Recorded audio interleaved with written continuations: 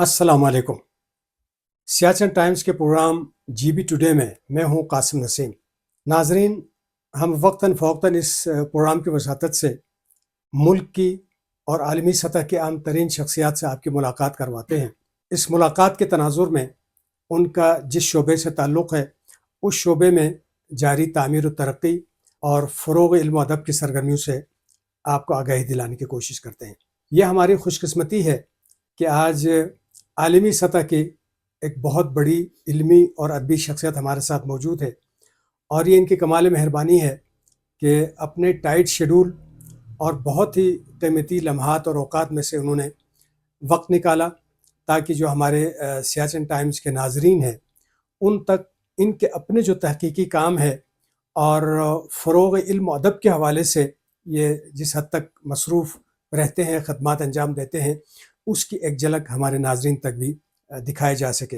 यूँ तो आपकी शख्सियत मोहताज तारुफ़ नहीं, पूरी दुनिया इनसे वाकिफ़ है, और न सिर्फ़ दुनिया के मुख्तलिफ़ हिस्सों में आप बनफ़्स नफ़ीस तशरीफ़ लेकर जाते हैं और इल्मी अदबी तक़रीबात, कॉन्फ्रेंसों और सेमिनार से ख़िताब फरमाते हैं, बल्कि ऑनलाइन भी और यूट्यूब के ज़रिए भी दुनिया के कोने कोने से लोग आपसे मुस्तफ़ीद होते हैं।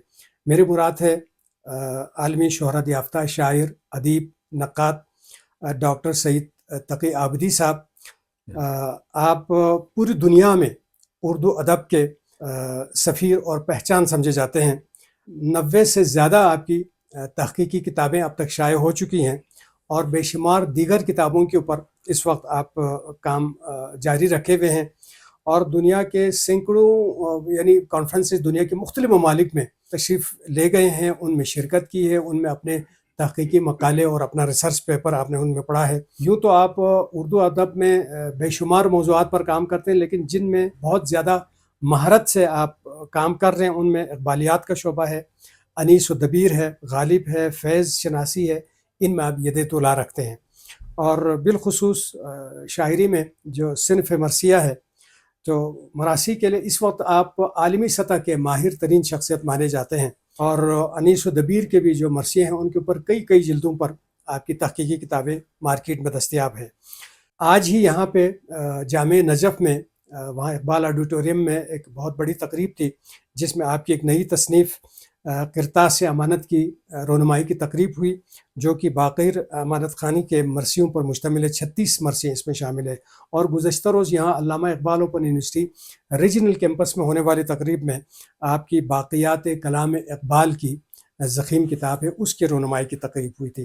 तो मैं एक दफ़ा फिर शुक्रिया अदा करते हुए गुफ्तगू का आगाज़ डॉक्टर साहब मैं आपसे ये भी इस तरह करूँगा कि आप आज से 6-7 साल पहले भी यहाँ तशरीफ़ लाए थे और आज भी तशरीफ़ लाए, और आज यहाँ आपका तीसरा रोज़ है आपके दौरे को। तो इल्मी अदबी तक़रीबात में भी आपने शिरकत की है, लोगों से भी आपका इंटरेक्शन हुआ है, और मुख्तलिफ़ इलाक़ों में भी आप तशरीफ़ लेके गए हैं। तो तब के बल्तिस्तान और स्कर्दू और आज के बल्तिस्तान और स्कर्दू में आपने क्या फ़र्क महसूस किया? मोहतरम कासिम नसीम साहब, आप मैं समझता हूँ बल्तिस्तान के इंसाइक्लोपीडिया हैं। पहले मैं आपको सलाम पेश करता हूँ कि जिस कदर आपने मालूमात बल्तिस्तान के हमको दिए। ये सच है कि 6-7 साल पहले जब मैं हाज़िर हुआ था तो उस वक्त भी जनाब मोहम्मद फ़िदा नाशाद और जनाब बशारत हुसैन साक़ी साहब और दूसरे अहबाब की मोहब्बत से हमने यहाँ पर कुछ लेक्चर दिए थे। जी सर। लेकिन ये जो स्कर्दू का एरिया है, जो आज हमने देखा और पहले भी देखा था, मैं ये देख रहा हूँ इन 6 साल में जी उर्दू की तशहीर, उर्दू अदब से लगाव और उर्दू की जो इर्तिखाई मुख्तलिफ जो सूरतें यहाँ मुझे नज़र आ रही हैं, वो उर्दू के दबिस्तानों में मुझे नज़र नहीं आ रही। जी तो मैं सलाम करता हूँ कि यहाँ पर बच्चों से लेकर बूढ़ों तक जिनकी मादरी ज़बान उर्दू नहीं है, जी लेकिन उनकी जो ثقافتی اور یوں سمجھیے کہ عشقی زبان جس سے وہ عشق کرتے ہیں، جس سے وہ اردو ہے. جی یہاں پر میں دیکھ رہا تھا کہ تقریباً ہر ایک دکان کا جو سائن بورڈ ہے جی جی یہ دنیا میں یونیک جگہ ہے، کیونکہ میں سفیر ہوں، پھرتے رہتا ہوں. صحیح یہ دنیا میں یونیک جگہ ہے جہاں پر 95% سے زیادہ اردو کے جو سائن بورڈز ہیں یہاں پر اردو انگریزی اور اردو میں آپ کو نظر آ رہے ہیں. جی تو ایک فرق تو میں نے یہ دیکھا کہ اردو سے محبت بڑھ رہی ہے. ٹھیک دوسری چیز میں نے یہ دیکھا کہ نسل جوان جو ہے، جو اردو کے ساتھ دوسرے شہروں اور دوسرے ملکوں میں ان کا یعنی نسل جوان کے ساتھ رابطہ گھٹتا جا رہا ہے، یہاں پر بڑھ رہا ہے. ٹھیک اگرچہ کہ تو یہ ثابت یہ کرتا ہے کہ زبان کا جو ارتقا ہے وہ گورنمنٹ کی طرف سے یا شہر کی مادی حالت بڑھنے سے کوئی ربط نہیں رکھتا. پوری ادب کی تاریخ یہ بتاتی ہے کہ انحطاط کے زمانے میں عظیم ترین آپ کے زبان کے شاہکار وجود میں آتے ہیں. جی تو آپ کے سوال کے جواب میں یہ کہہ سکتا ہوں بڑی خوشایند چیز ہے کہ کیونکہ میں آپ جانتے ہیں کہ صحت کا طبیب، ادب کا مریض، اردو کا وکیل بہت خوبصورت اور بلتستان کا عاشق ہوں. بہت ہی بڑھیا. تو یہ تمام چیزیں مجھے جب میں نسل جوان اور یہاں کے افراد کو دیکھ رہا ہوں، مخصوصاً آپ سے ہم نے بہت کچھ استفادہ کیا. ہر ایک شخص یہاں پر ایک اردو کا یوں سمجھیے کہ جانثار ہے، اور اس وقت اس 21ویں صدی میں اور گلوبل ولیج میں اردو کو اس کی ضرورت ہے. ورنہ اردو اس وقت ہم اردو سے خوشایند ہیں، جی ہم مایوس نہیں ہیں، لیکن ہم یقیناً اردو سے کی حالت سے تشویشناکی ضرور احساس کرتے ہیں، کیونکہ جو نسل جدید ہے اردو آج کانوں کی زبان بن کے رہ گئی ہے، ٹھیک آنکھوں کی زبان نہیں ہے. اگر میں کہوں پانی دو تو سن کے مجھے پانی دیا جائے گا، اگر میں لکھ دوں تو 10% لوگ لائیں گے. اردو ادب عالیہ میں ٹی ایس ایلیٹ نے کہا جس زبان میں ادب عالیہ ہوتا ہے وہ کبھی گر کر بولی نہیں ہوتی. ٹھیک اردو میں جب تک میر تقی میر، غالب، انیس، اقبال ہیں تو یہ جو شعراء ہیں ان کا رابطہ اردو ادب سے ہے، عروض وغیرہ. تو جی اردو کے رسم الخط کی حفاظت جو میں دیکھ رہا ہوں کہ یہ لوگ آپ کے اسکردو کے یونیورسٹی ہو یا وہ اوپن یونیورسٹی ہو جی جی یا وہ 3-4 جگہ جو ہم موجود ہوئے ہیں، یعنی جو جامعۃ النجف ہو، جی جی ہر جگہ ہم نے دیکھا کہ اور شعرا اور تخلیقی نوجوانوں کی ہمت آوے اور بہت اچھے آپ کے شعر کہہ رہے ہیں، تو میں مطمئن ہوں اور خوشحال ہوں. ڈاکٹر صاحب، جس طرح آپ نے خود ابھی فرمایا آپ کا پیشے کے اعتبار سے آپ ایک طبیب ہے، ایک ڈاکٹر ہے، اور ڈاکٹر کا ایسا نہیں ہوتا جس طرح ایک دوسرے ملازمین ہیں 8 گھنٹے کی ڈیوٹی کی پھر اس نے چھٹی کی.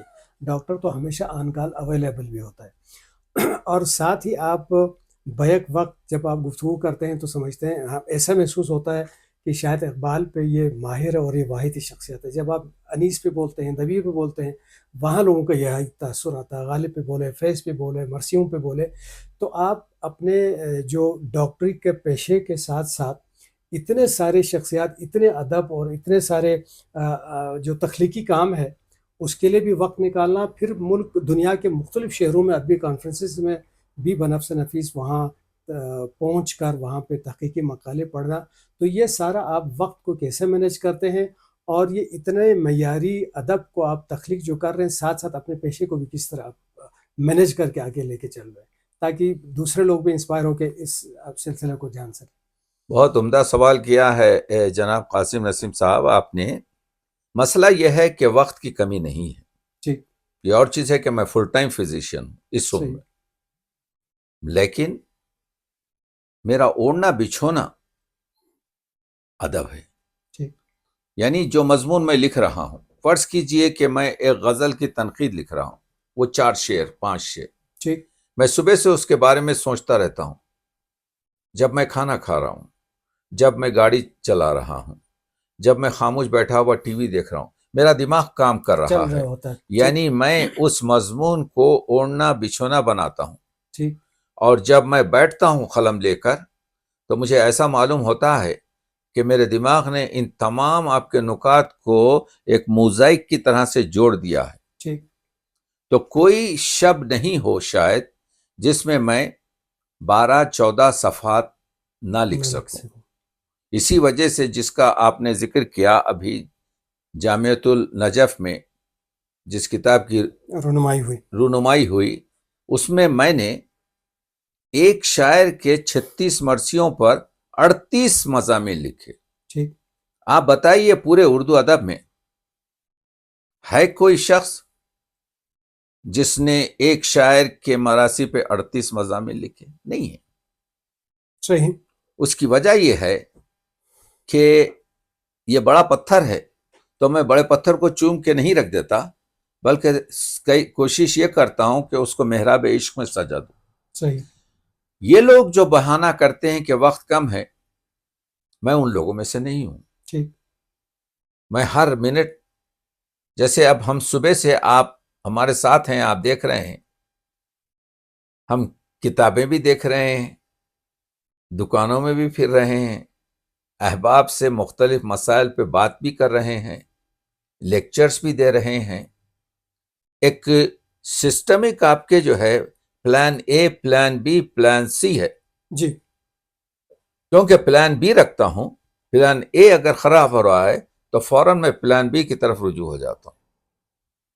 اس لحاظ سے پہلا نتیجہ یہ ہے کہ وقت بہت ہے اگر طریقے سے استفادہ کیا جائے. صحیح. دوسری چیز یہ ہے کہ ہر وہ جو مضمون ہے اس کو اپنا اوڑھنا اور بچھونا بنا کر، اس وقت نہیں جب آپ میز پر بیٹھتے ہیں قلم لے کر سوچنا چاہیے، اس وقت آپ ناکام ہیں. ٹھیک. چاہتے ہیں کہ لاشعور سے تحت شعور میں آئے مسائل، تو آپ گاڑی چلا رہے ہوں یا آپ ٹی وی کی نیوز دیکھ رہے ہوں، ذہن کی کیپیسٹی یہ ہے کہ ایک آن میں 3 سے زیادہ کام کو پوری توجہ کے ساتھ دے سکتا ہے. ٹھیک. یعنی آپ کھانا کھا رہے ہیں، ایک عمل ہے، آپ ٹی وی دیکھ رہے ہیں، دوسرا عمل ہے، تیسرا آپ کے ذہن میں یہ ہے کہ آپ جو شعروں پر کرٹک سوچ رہے ہیں، تینوں ایک ساتھ چل سکتے. کسی کا پاور بڑھتا ہے، کسی کا آپ کے جو ہے اثر کم ہوتا ہے. تو میں اس جدید اس سے اور چھوٹے چھوٹے نوٹس بناتا ہوں تاکہ مجھے معلوم ہو کہ ان چیزوں پر مجھے آگے بڑھنا ہے. جی. ڈاکٹر صاحب، آپ نے یوں تو اقبال پہ اس سے قبل بھی بہت زیادہ کام کیا، لیکن آج جس کتاب کی رونمائی گزشتہ روز ہوئی یہاں علامہ اقبال پر اوپن یونیورسٹی کے ریجنل کیمپس میں، وہ ہے باقیات اقبال، کلام اقبال، باقیات کلام اقبال. تو اس کتاب کی ضرورت آپ نے کیوں محسوس کی، اور اس سے پہلے کیا اقبال کے جو ریمیننگز ہیں، جو باقیات ہیں، جو کلام ہے، وہ آپ کے کتابوں کی صورت میں، مقالہ جات کی صورت میں پبلکلی نہیں ہو چکا تھا؟ بالکل صحیح، بڑا اچھا عمدہ سوال ہے. دیکھیے 1952 میں پہلی باقیات اقبال شائع ہوئی. ٹھیک. مگر وہ بہت مختصر تھی. ٹھیک. دوسری بار میری جو باقیات ہے یہ 9ویں، یعنی 8 باقیات اس سے پہلے شائع ہوئی ہیں. ٹھیک. لیکن دوسری باقیات میں بعض لوگوں نے ایسا معلوم ہوتا ہے کہ ایک ایجنڈے کے تحت کام کیا، کچھ چیزیں شامل نہیں کی ٹھیک. جو وہ لائک نہیں کرتے تھے، اور کوئی پوچھنے والا نہیں تھا. انتخاب ہے. اردو ادب کے شعر کو جو سب سے زیادہ نقصان پہنچا ہے وہ انتخاب شعر سے پہنچا ہے. ٹھیک. ایک شخص جس کے اشعار نہیں ہیں وہ، اس کو حق انتخاب نہیں ہے. مجھے انتخاب ہے میرے اشعار کا، ٹھیک. لیکن کسی دوسرے کو نہیں ہے. وہ اس کا ایجنڈا ہے جس طریقے سے وہ چاہے. ہمارے ہر شاعر نے حضور اکرم کی نعت کہی ہے، مگر انتخاب میں 90% شعراء نے نعت کے مضمون کو نکال کے پھینک دیا. ہم نے سب کو لایا. علامہ اقبال کے 45% نعتیہ اشعار شامل نہیں ہوئے تھے دیوان میں. ٹھیک. شاید، مجھے نہیں معلوم، ہمارا قیاس ہے اور ہم نے یہ کہا ہے کہ کیونکہ ہم بھی شعر کہتے ہیں 14-15 سال کی عمر سے، تو ہم بھی کچھ چیزیں جس میں تھوڑا سا سقم رہتا ہے یا ایک نئے طریقے سے شاید اقبال چاہتے تھے، کیونکہ اقبال کا مرکز قرآن مجید و عشق پیغمبر اکرم اور آپ کے کیا کہتے ہیں اہل بیت اطہار اور تاریخ اسلام، اور تو یہ جو تھے، اقبال نے شاید اس کا اہتمام کیا ہو کہ سب اس چیز کو ایک الگ طریقے سے میں پیش کروں. صحیح. لیکن جو چیز چھپ جاتی ہے، چھپ نہیں سکتا ہے شاعر شعر کے چھپنے کے بعد. ٹھیک. وہ اس کی ملکیت نہیں ہوتی. ٹھیک. اقبال جب چھپ گئے تو وہ ملکیت پوری دنیا کی ہو گئی. وہ ہر شخص اس کو استعمال کر سکتا سب ہے. کے دسترس میں آ گیا. ہاں، اور شریعت شعر میں باپ بیٹے کو اپنا شعر نہیں دے سکتا، استاد شاگرد کو اپنا شعر نہیں دے سکتا. حرام ہے شریعت شعر میں شعر کا دینا، حرام ہے. ٹھیک. تو اس لحاظ سے علامہ اقبال کا 42% اردو کلام علامہ نے یا اس کو بھول گئے تھے، کیونکہ جس طریقے سے علامہ کی بانگ درا 13 مہینے کے اندر ایک ایمرجنسی میں، اور علامہ کی ایک عادت تھی کہ وہ کوئی ریکارڈ نہیں رکھتے تھے. ٹھیک. دوست جو دے دیا. تو علامہ اقبال کا 42% کلام، جس میں نعتیہ کلام تھا، جس میں بعض مقامات پر تھوڑا سا سقم ہے، مگر حکیم الامت کا ہر مصرع ہمارے لیے ایک عظمت اور ایک آپ کے جو ہے اہمیت کا حامل ہے. تو ہم نے یوں سمجھیے کہ کوشش یہ کی، تو 8 باقیات جو پہلے تھیں اس کی نسبت ہماری باقیات میں 12% شعر زیادہ ہیں. ٹھیک. ہم نے فارسی کو اضافی کیا ہے.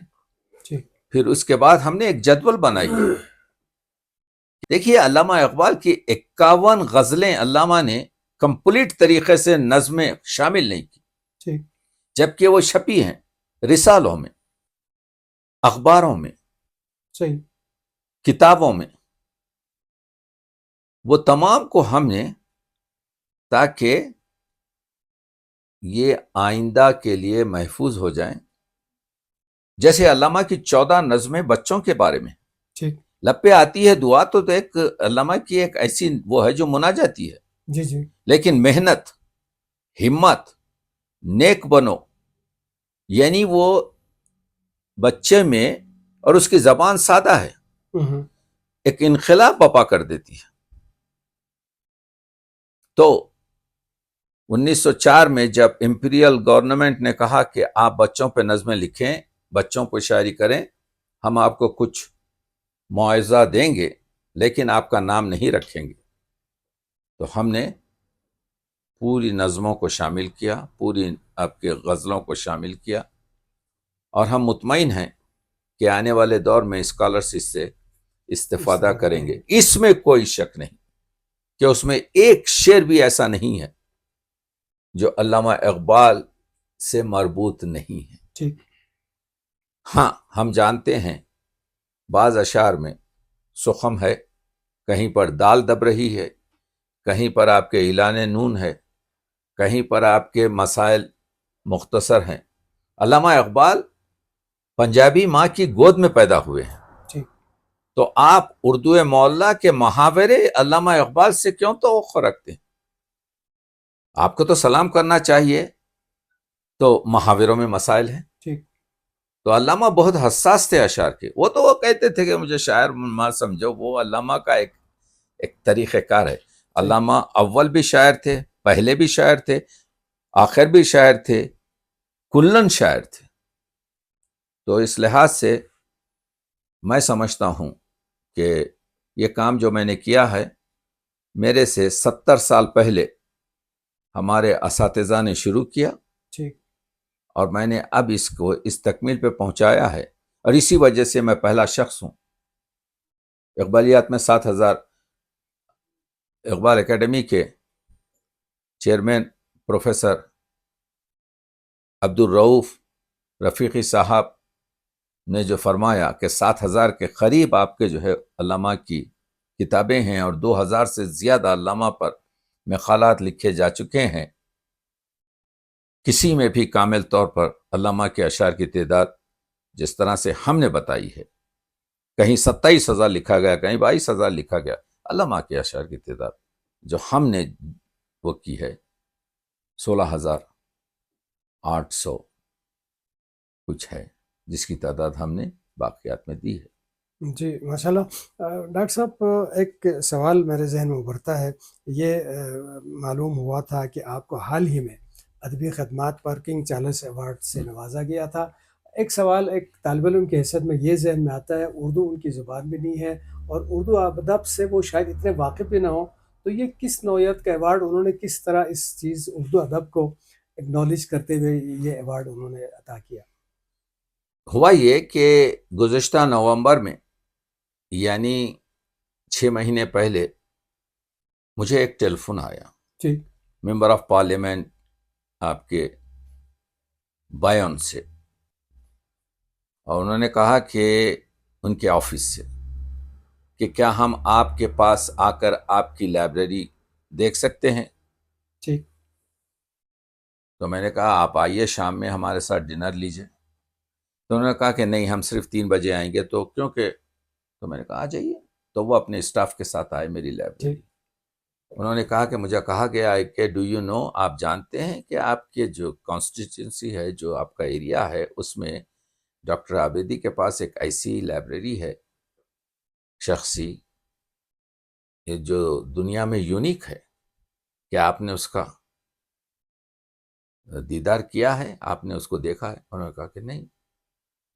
تو اس وجہ سے وہ فوراً، اور آنے کے بعد انہوں نے کہا کہ آپ کی جو ہے بات چیت ہوئی۔ ٹھیک میں نے کہا کہ دیکھیے یہ لائبریری جو ہے، میں نے ایک وصیت کر دی ہے کہ یہ نہ میری بیگم کا ہے، نہ میرے بچوں کا ہے، نہ میرے بھائیوں کا ہے، بلکہ یہ اردو ادب کا ہے۔ زبردست۔ اور دوسری کوشش یہ بھی کی ہے کہ اس کو نہ فروخت نہ کروں، بلکہ اس کو ڈونیٹ کروں، تاکہ میرے مرنے کے بعد بھی اس کو کسی طریقے سے۔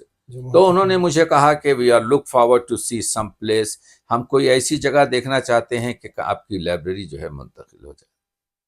اس کے بعد سے میں دورے پر آیا، پاکستان بھی آیا، دوسرے ملکوں میں بھی گیا، تو مجھے ایک ای میل ملا کہ پارلیمنٹ کا جو کمیٹیز ہوتی ہیں اس میں آپ کی لائبریری کا ڈسکشن ہو۔ تو اس کا مطلب یہ ہے کہ دے ور ورکنگ۔ ٹھیک پھر مجھے 1.5 مہینہ پہلے ایک ٹیلی فون آیا کہ آپ کو چارلس اردو کی خدمات پر ایوارڈ نامینیٹ ہوا ہے۔ ان لوگوں نے محرمانہ یہ کام کیا، کیونکہ جو سی وی، جو ریزیومے ہے، وہ 5 سال پرانا میرا استفادہ کیا، اچھا اور یہ پہلا اردو کی خدمت پر کنگ چارلس ایوارڈ پہلا چارلس ایوارڈ ہے۔ اور وہ جو محرکہ وہ ہیں خالد اقرا، وہ ایم پی ہیں، ٹھیک پیدا تو وہیں ہوئی ہیں لیکن وہ پاکستانی اوریجن ہیں، ٹھیک تو اردو جانتی ہیں آپ کے اچھا، جو اچھا، ہے، اور اچھا، اردو سے صحیح، واقف ہیں۔ صحیح تو انہوں نے انٹروڈیوس کیا، مگر یہ لوگ انٹرنلی ورک آؤٹ کرتے ہیں ٹھیک کہ یہ شخص کام کر رہا ہے، نہ اس کو پیسوں سے غرض ہے نہ کچھ، کیونکہ آپ کو معلوم ہے کہ میں ذوق اور شوق میں یہ کام کر رہا ہوں۔ آپ مجھے کچھ دیں نہ دیں، جو مجھے کرنا ہے میں کروں گا۔ صحیح تو میں سمجھتا ہوں یہ ان لوگوں کی محبت تھی، تو ان لوگوں نے بلا کر مجھے یہ ایوارڈ دیا، تو محرمانہ طور پر انہوں نے وہ دیا۔ تو ماشاءاللہ سے کتنی کتابیں ہیں سر آپ کے شخصی لائبریری میں؟ میری شخصی لائبریری میں 14,000 اور 15,000 کے درمیان کتابیں ہیں، لیکن جو کتابیں ہیں، اور تقریباً 900 کے قریب مخطوطات ہیں. زبردست. میرے پاس 250 سے زیادہ ایسے مرثیے ہیں جو میں سمجھتا ہوں کہ 200-225 سال پرانے ہوں. زبردست. میرے پاس کچھ مرثیوں کی ایسی بیاضیں ہیں میرے خیال میں اس زمانے میں وہ 300 سال کے قریب کی جو ہے. قدیم ہے. میرے پاس ایک پورا کلیکشن ویبسٹر ڈکشنری کا ہے جو 1781 میں بoston میں شروع ہوئی تھی. تو وہ ایک ٹریجر ہے. ٹھیک. تو ایک صاحب آیا انگریزی کے, انہوں نے میری یہ دیکھ کر دوسرے دن مجھے ایک ای میل کیا کہ آپ کی جو کتابیں ہیں ویبسٹر, اس میں ایک کی جلد کے پیچھے 7-8 اسٹیمپ لگے ہیں. ٹھیک. یہ اولین اسٹیمپ ہیں یونائٹڈ اسٹیٹس کے, اچھا. جو میں سمجھتا ہوں 1885 اور 1895 کے درمیان ہیں. آپ اس کو نکالنے کی کوشش مت کیجئے, اچھا. بلکہ اس کو لے جائیے ایک جگہ جو کیمیکل وغیرہ سے نکالے. تو کہنے کا مطلب یہ ہے بہت ہی کہ نادر و نایاب بعض اور چیزیں ہیں مجھے اپنے ادبی کام میں اتنی فرصت نہیں کہ ان چیزوں پر غور کر سکے. صحیح. لیکن یہ جو ویبسٹر کا تھا, جب میں اسٹوڈنٹ تھا ایم ایس سی کا ٹھیک. گلاسکو اسکاٹ لینڈ میں, ہوں. تو میں نے 5 پاؤنڈ میں اسے ایک حراج میں خریدا تھا. زبردست. تو اس طریقے سے 15,000 کتابیں, 900 کے قریب مخطوطات, اور فارسی, انگریزی کی بعض کتابیں. پہلی کتاب جو اخوان القصص جو لندن حکومت میں چھپی تھی, جس کو ایک انگریز نے ہر ایک لفظ کے اوپر انگریزی لکھ کر پڑھا تھا, وہ بھی اس میں موجود ہے. زبردست جی. کیونکہ آپ کا بہت ہی قیمتی وقت ہے, میں وقت لے رہا ہوں آپ کو کیونکہ آپ نے صبح سفر بھی کرنا ہے. تو چھوٹے چھوٹے 2 سوالات کر کے میں اس کو کنکلوڈ کروں گا سر. جس طرح بھی آپ نے فرمایا, آپ نے یہاں علمی ادبی تقریبات میں شرکت کی, یہاں کے لوگوں کا اپنا, ان کی مادری زبان اردو نہ ہونے کے باوجود اردو کے فروغ کے لیے کام ہو رہا ہے.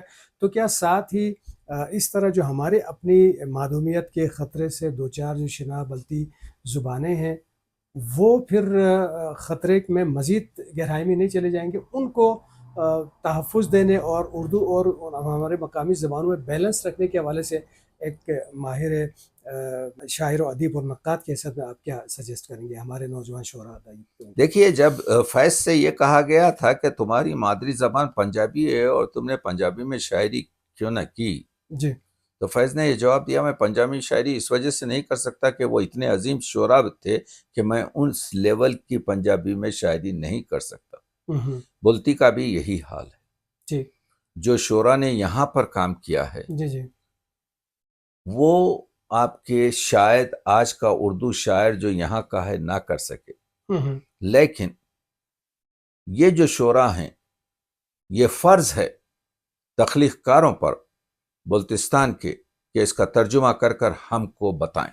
ٹھیک. کیونکہ جب تک کہ صحیح ہے, شعر کا ترجمہ نہیں ہوتا, ترجمانی ہوتی ہے, لیکن استفادہ ہو سکتا ہے. ٹھیک سر. تو میں یقین دلاتا ہوں آپ کو, اردو کی ترقی بلتی کے لیے کوئی ایسی چیز نہیں ہوگی جو اس کو پائے. ادب دوسرے ادب کے لیے سیڑھی بنتا ہے, صحیح, بلکہ پائنی زینہ نہیں بنتا.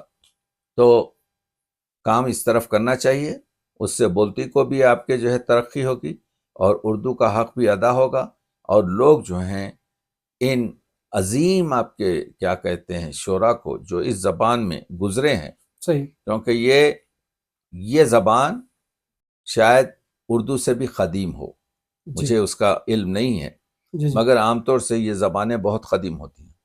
آخری سوال میں یہ کروں گا سر کہ آپ نے یہاں کے لینڈسکیپ, آج یہاں ہم نے ٹورزم پوائنٹ آف ویو سے بہت اہم واٹر فال کا بھی آپ نے وزٹ کیا, دیکھا, اور علاقے کے لینڈسکیپ سے, یہاں کی چوٹیوں سے اور یہاں کے خوبصورت جھیل چشمے, ان سے آپ نے قریب سے دیکھا.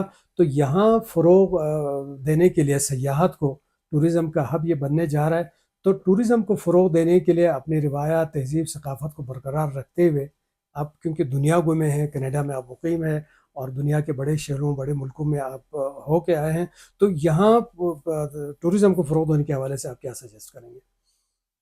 دیکھیے، اگر میرا بس چلے اور اگر کوئی معجزے کے طور پر میری لائبریری کو ایک آدھ اس پہاڑ کے اوپر منتقل کر دے تو روزانہ میں آپ کو جو ہے 2 آرٹیکل لکھ کر پیش کروں گا، کیونکہ اتنی جی آپ کے جاں چیز ہے یہ۔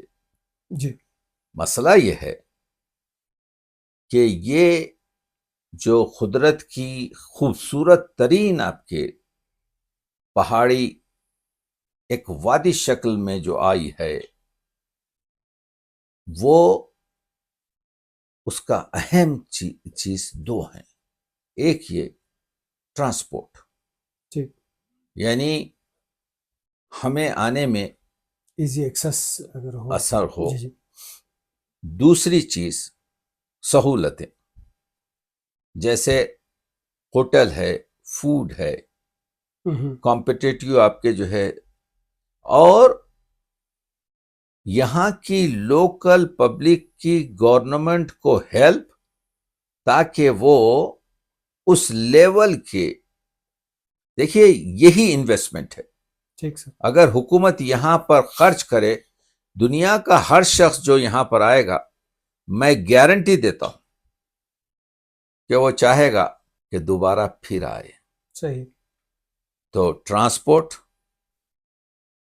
لاڈجنگ، اور فیسلٹی، یعنی انفراسٹرکچر کی یہاں پر ضرورت ہے، اس کے لیے کثیر سرمایہ کی ضرورت ہے۔ صحیح، یہاں کے لوگوں کے پاس انرجی ہے، ورک پاور ہے۔ تو یوں سمجھیے، معدن سے کوہ نور برآمد ہوا ہے، تراشنے کی ضرورت ہے، صحیح، ایک جوہری کی ضرورت ہے۔ اور آپ لوگوں کی جو یہاں کے بلتستان کے جن چند لوگوں سے میری ملاقات ہوئی ہے، وہ میں سمجھتا ہوں کہ ہمیشہ شاید اسی مصرعے کو دہراتے ہیں، یہ تو چلتی ہے تجھے اونچا اڑانے کے لیے۔ سر کنکلوڈ کرتے ہوئے میں، جو یہاں کا نوجوان شاعر اور ادیب ہے، آپ کو ظاہر ہے وہ اپنا رول ماڈل کے طور پہ دیکھتے ہیں، تو آپ مختصراً ان کو کیا پیغام دیں گے اپنے آپ کو نکھارنے، اپنے شاعری اور ادب میں آگے بڑھنے کے حوالے سے، نصیحت کے طور پہ اور میسیج کے طور پہ 2 لائنوں میں اگر ہم آپ سے پوچھیں ہمارے آج کے جو نوجوان شاعر ادیب ہیں، اس کے لیے آپ کا پیغام؟ حیرت جس کا لفظ ہو سکتا ہے، یعنی انتہائی تعریف جہاں پر دماغ معوف ہو جائے، اس کو حیرت کہتے ہیں۔ صحیح، میں نے جب ان کے شعر سنے، موضوعاتی جوان ان کے، جنہیں کوئی دوسرے مشاعروں کی شعری نشست میں بیٹھنے کا اتفاق نہیں ہوا، صحیح، تو ایک حیرت ہے، لیکن اسی کے ساتھ ایک دوسری فکر آتی ہے کہ یہ تخلیق ہے، جہاں پہ بندہ اللہ کے ساتھ یہ لفظ تخلیق اپنے ساتھ جوڑتا ہے، ٹھیک، اور اسی لیے تلمذ الرحمان کہا گیا ہے، اللہ کے شاگرد۔ میں بہت خوش آئند ہوں کہ یہاں کے جو نوجوان ہیں، ان کی فکری وسعت، کیونکہ اساتذہ کی کمی ہے، چھوٹا سا سخم ہے، مگر جو کہتے ہیں آپ کے، ذرا نم ہو تو یہ مٹی بڑی زرخیز ایسا۔ بہت شکریہ آپ کا، ہم نے بہت وقت دیا۔ ناظرین، یقیناً ڈاکٹر سید تقی عبدی صاحب کی اس فکر انگیز گفتگو سے آپ انسپائر بھی ہوں گے اور آپ کے معلومات میں اضافہ بھی ہوا ہوگا۔ تو آئندہ ہفتے پھر کسی شخصیت کے ساتھ ہم حاضر ہوں گے، تب تک کے لیے اجازت دیجیے گا۔ اللہ نگہبان۔